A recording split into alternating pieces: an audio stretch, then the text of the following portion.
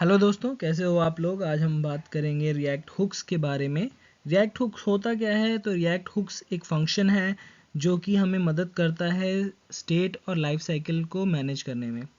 पहले जब भी हमें स्टेट मैनेज करना होता था तो हम सिर्फ क्लास बेस्ड कंपोनेंट में ही कर सकते थे, लेकिन अब जब रिएक्ट 16.8 का अपडेट आया है उसके बाद से हम फंक्शन कंपोनेंट में भी स्टेट को मैनेज कर सकते हैं, स्टेट चेंज कर सकते हैं।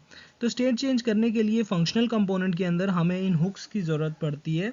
सो बेसिकली जो हुक्स होते हैं वो 15 तरीके के होते हैं, बट मोस्टली जो यूज़ किए जाते हैं वो ये तीन हैं: यूज स्टेट, यूज इफेक्ट और यूज़ कॉन्टेक्स्ट। ये बेसिक हुक्स हैं जो कि मोस्टली आप यूज़ करोगे या फिर मोस्टली आपको यूज़ करना होता है। ये कुछ एडिशनल हैं जो कि हम यूज़ करते हैं कंडीशन के हिसाब से, जैसे कि use reducer, use memo, use call back, use imperative handle, use debug value, use ref, use layout effect. But इस वीडियो में हम सिर्फ बेसिक हुक्स के बारे में बात करेंगे, यानी कि यूज़ इफेक्ट, यूज़ स्टेट और यूज़ कॉन्टेक्स्ट के बारे में। तो चलिए देखते हैं पहले यूज स्टेट। पहला है स्टेट हुक। यूज स्टेट हम कैसे, फर्स्ट हमें ऐसे इंपोर्ट करना पड़ेगा। उसके बाद ये एक फंक्शनल कंपोनेंट है जिसमें हम ऐसे यूज स्टेट को इनिशियलाइज कर रहे हैं। फर्स्ट मैंने वेरिएबल का नाम, यहाँ पे आप वेरिएबल का नाम दोगे और यहाँ पे फंक्शन आएगा जो आपकी मदद करेगा इस वेरिएबल के स्टेट को चेंज करने में। उसके बाद यूज स्टेट ऐसे इनिशियलाइज़ करना है और यहाँ पे आपको जो है इसकी इनिशियल वैल्यू देनी है, जो भी इनिशियल वैल्यू आप इसको देना चाहते हो। उसके बाद जब भी आपको उसे चेंज करना होगा तो आप सेट काउंट का यूज़ करके उसको चेंज कर पाओगे, इसकी स्टेट को चेंज कर पाओगे। मैं क्या कर रहा हूँ, यहाँ पे इस काउंट को शो करा रहा हूँ, जो भी काउंट की वैल्यू होगी। एंड उसके बाद इस बटन के ऑन क्लिक पे मैंने ये सेट काउंट कॉल कराया हुआ है और जब भी ये बटन क्लिक होगा ये सेट काउंट ट्रिगर होगा, जो कि क्या करेगा, काउंट को एक प्लस कर देगा।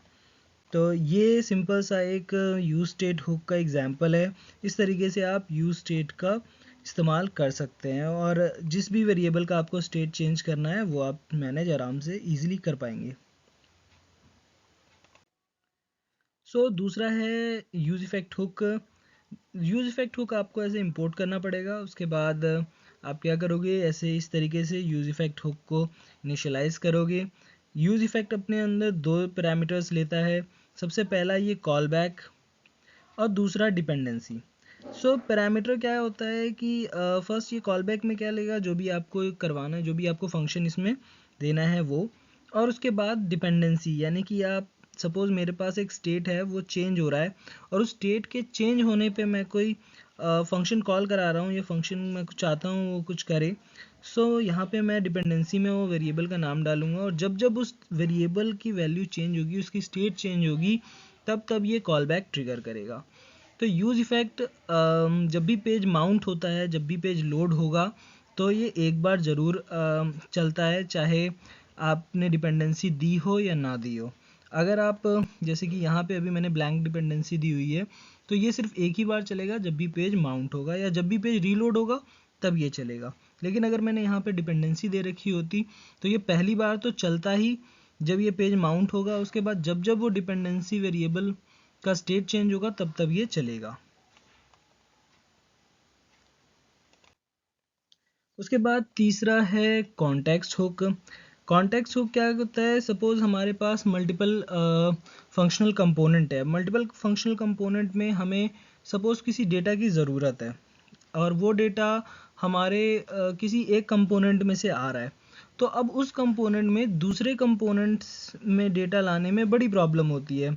हमें क्या करना पड़ेगा कि फ़र्स्ट उस कंपोनेंट के प्रॉप्स में डालना पड़ेगा वो वैल्यू, फिर देन उसके प्रॉप में, देन उसके प्रॉप में, तो वो प्रॉप ड्रिलिंग हो जाएगी, जो कि काफ़ी कॉम्प्लिकेटेड भी होती है और काफ़ी ये नॉट गुड वे भी नहीं है लिखने का कोड। सो उस केस में हम क्या करते हैं, यूज़ कॉन्टेक्स्ट हुक का यूज़ करते हैं। यूज़ कॉन्टेक्स्ट क्या करता है, हम इसको कॉन्टेक्स्ट क्रिएट करते हैं और उसको हम जो हमारा मेन ऐप होता है उस ऐप कंपोनेंट में जाके ऐसे रैप कर देते हैं। और जो भी वैल्यू होती है वो वैल्यू अब क्या होगी, जब जिस भी कंपोनेंट में हमें इस वैल्यू की ज़रूरत होती है उस कंपोनेंट में हम यूज़ कर सकते हैं। जैसे कि ये एग्जांपल है, इसमें क्या है, एक इस तरीके से आप यूज़ कॉन्टेक्स्ट को इंपोर्ट कर सकते हैं। देन क्रिएट कॉन्टेक्स्ट किया, थीम कॉन्टेक्स्ट एक कंपोनेंट लिया, एक वेरिएबल लिया जिसमें हमने क्रिएट किया। उसके बाद हम क्या करते हैं, थीम कॉन्टेक्स्ट डॉट प्रोवाइडर, और इसमें वैल्यू हम दे देते हैं डार्क। ये हमने रैप किया फॉर्म में, फॉर्म कंपोनेंट। ये रहा हमारा फॉर्म कंपोनेंट। फॉर्म कंपोनेंट के अंदर हमने एक पैनल कंपोनेंट को इंपोर्ट किया हुआ है। पैनल कंपोनेंट के अंदर हमने एक बटन, 2 बटन दिए हुए हैं। उस पैनल कंपोनेंट में आप देख पा रहे हैं तो हमें उस थीम की वैल्यू की ज़रूरत थी, तो हमने यूज़ कॉन्टेक्स्ट का यूज़ किया और उस थीम कॉन्टेक्स्ट की वैल्यू जो थी उसको यूज़ किया यहाँ पे।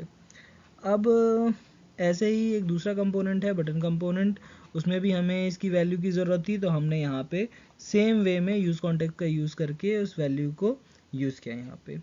अब इस यूज़ कॉन्टेक्स्ट की मदद से इन दोनों अलग अलग कंपोनेंट में वो वैल्यू हमने यूज़ की।